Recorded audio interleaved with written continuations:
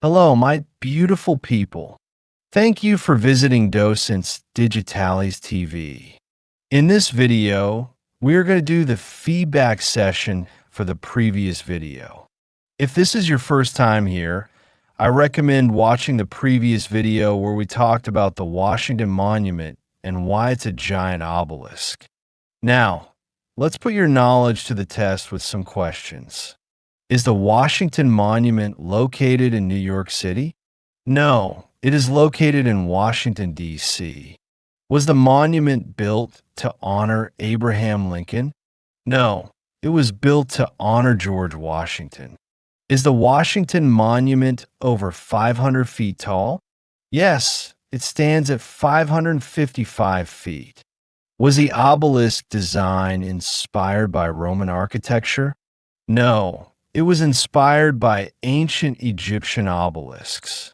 Was construction completed in just 1 year? No, it took decades and was interrupted by the Civil War.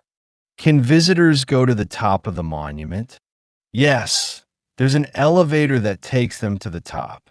Does the stone change color partway up the monument?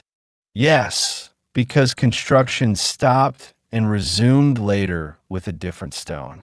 Are there commemorative stones inside the monument? Yes, they were donated by states and organizations. Was the Washington Monument the tallest structure in the world when completed? Yes, it held that title when finished in 1884.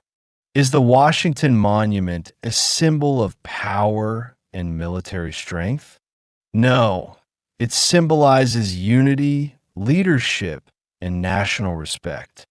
Remember to watch this video multiple times to reinforce your learning.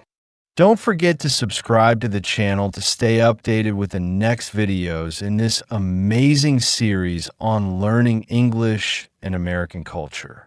See you in the next adventure.